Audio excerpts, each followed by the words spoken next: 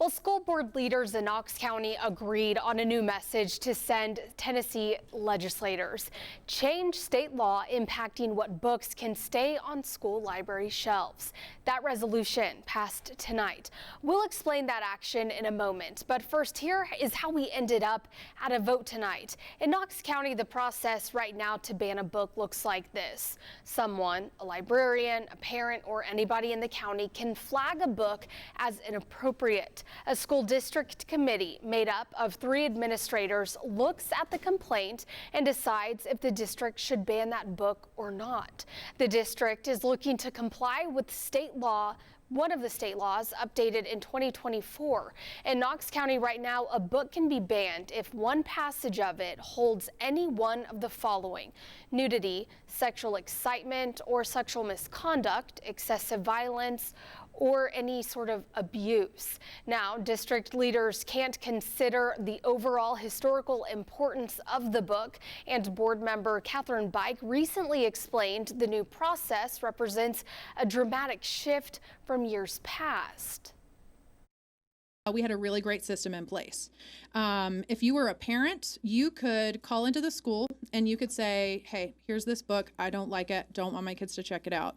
And it would be put on that the child couldn't check it out. If the child brought it up to the librarian, they scan it, it pings in the system, child's not allowed to check this out. And then the librarian very carefully says, like, I'm so glad you chose this, but let's choose something that you might like a little better. Again, Knox County Schools changed the policy in an effort to comply with a new law called the Age Appropriate Material Act.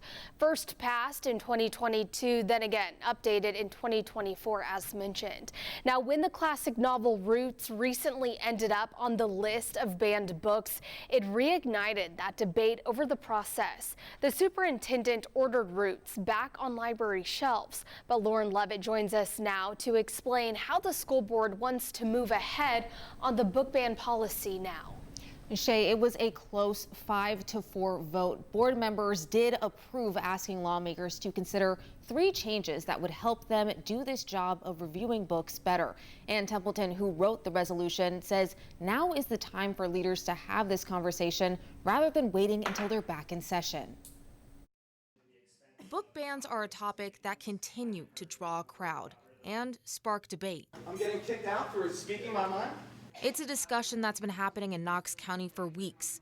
A state law known as the Age Appropriate Materials Act and how it's affecting schools. Now is the time to submit a proposal or a resolution to the General Assembly to ask them to evaluate the Age Appropriate Act, to make sure that it's doing what they intend for it to do. School board member Ann Templeton wrote the resolution asking lawmakers to restore contextual review, requiring all materials be evaluated as a complete work, considering historical, literary, education, and religious significance, extending the material review period from 60 to 90 days, and treating a book a kindergartner can check out differently than one a high school student can request. That's something that we all wholeheartedly agreed on, that books in a kindergarten classroom are not the same as those in a senior in high school. So we need to be able, in all cases, to differentiate between those grade bands.